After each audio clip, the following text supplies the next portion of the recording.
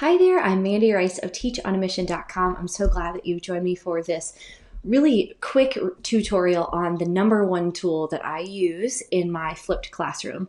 And really, flipped classroom isn't really the goal or what I'm trying to achieve when I go to flip my classroom, right? It's not so that I can do what's cool and trending in teaching. No.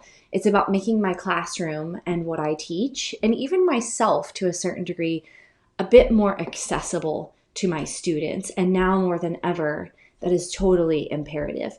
And so I want to show you the number one tool that I've been using and that I love. I've been using it since I started flipping my own classroom in 2011.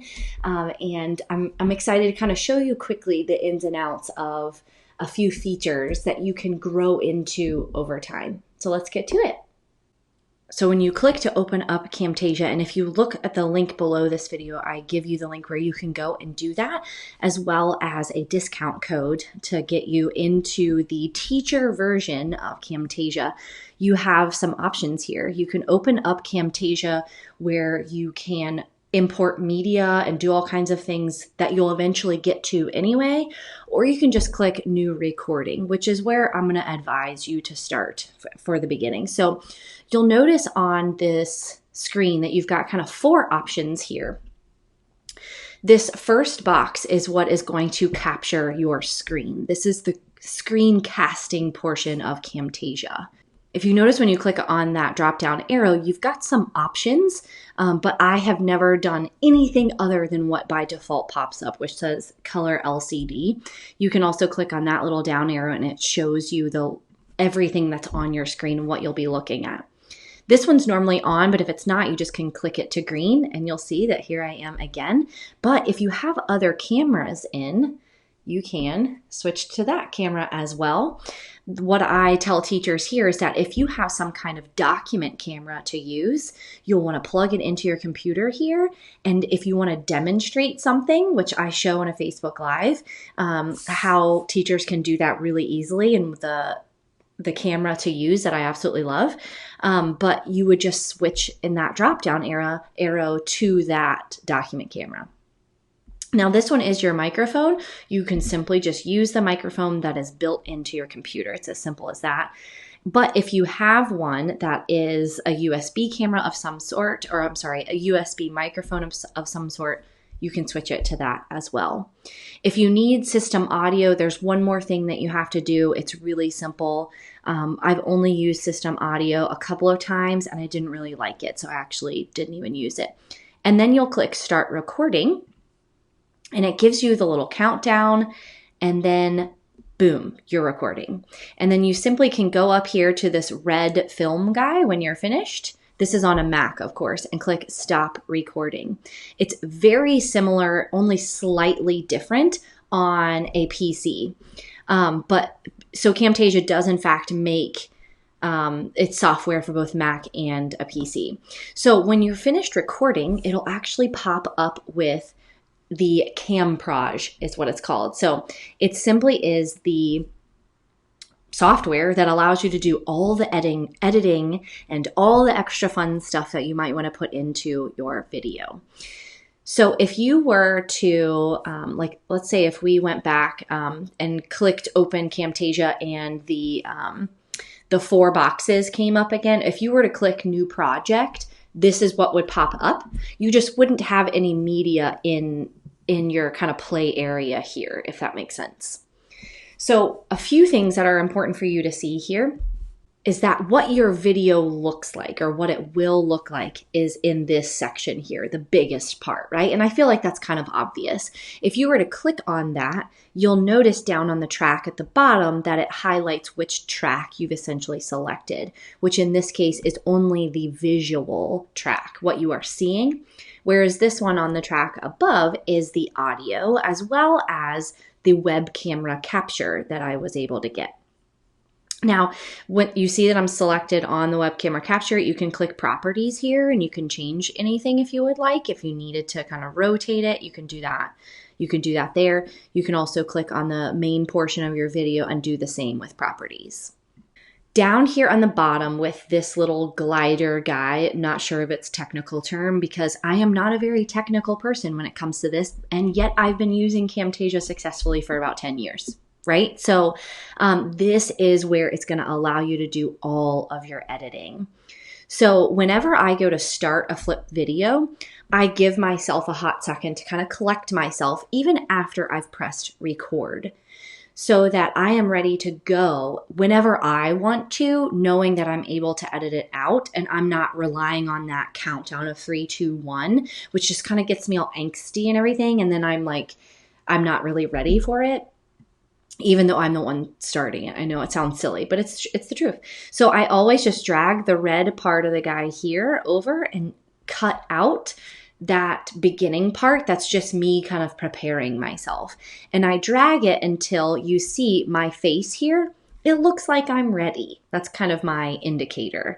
So I'll show you again how that works. So you notice as I am kind of dragging the toggle here that you see it's playing up on in the media player area here. So I use that as a gauge of when I'm going to cut, when I'm going to edit it out. So I feel like, okay, my face is pretty much ready to go there. I know that seems kind of superficial, but it's helpful that your students see, okay, she's here and she's ready. Okay, so if I'm gonna cut that out, I just go to the scissors and bam, I cut it out. I do the same thing at the end because it takes you a hot second to get up to that little guy to stop recording. And so you just wanna edit out all of that information. Now, you'll notice here that in the audio, if I want to make this bigger, I can simply just click the plus or the minus here. That there's kind of some lulls in me talking. So if I wanted to get rid of any of those lulls in me talking, like any of those spaces, because it just was a too awkwardly long silence, or maybe I had an in there somewhere, you do the same exact thing. You just drag to get it out of there and cut. Now, one other feature that I want to show you, because really this is the gist of Camtasia. This is all you really need to know how to do when you are making your first ever flipped videos. You really don't want to go above and beyond how to record and how to edit the track itself, because otherwise it's just a little too overwhelming. One thing I will say is that you notice on the screen here that there's some black in the slides, or black around my screen. So what I'm actually going to do is make that area smaller so that I can drag it out. And all I did on my Mac was drag up 2 fingers. And then there's a very simple way to do that on a PC as well. But when I open up, for instance, my PowerPoint slides, it fills this space. Just so you know. But if I'm doing like a screen demonstration online or something like that, I don't want that black area. So I'm actually going to select it and I'm going to make it fill the entire screen.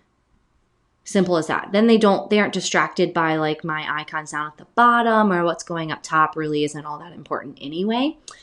And then you can also drag around your picture and put it really wherever you want. You can make it as big as you want. I've even made it as big as the whole screen at first because I want them only looking at me at first. And then, so let's say that I want them seeing only me in this first section here of the track.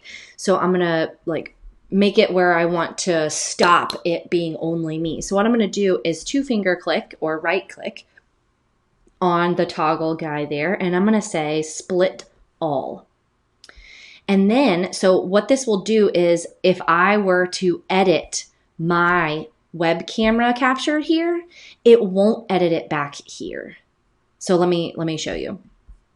I'm going to shrink myself here, but that's only in this yellow circle highlighted part, whereas back here, it's still me really big. And so let's say that this is where I want to start the whole like picture in picture, me off to the side, kind of lecture over the slides idea. I really like the visual effects and bringing a circle over my face, because it just kind of gets out any distractors essentially. So let me make myself a little bigger here so that the circle, so I like to make myself big and then drag the mask, which is the circle on, and you can make that circle bigger. I like to make the circle a little bit bigger because, or or I'm sorry, I like to use the circle because it gets rid of any like other distractors around me, but also helps expose more of the screen, what I want them seeing, while keeping me as important as I need to be, which just is in a small little corner, essentially. So that's how you do that. All right. So if you wanted to add any kind of annotations or like a thought bubble or an arrow that brings your attention to something more important, you want to go to the library, and there's all kinds of cool things in here. So you can search Camtasia's library, but you can also create your own libraries and bring in other clip art or any other images. You can do that by clicking on media and this little plus button to import media.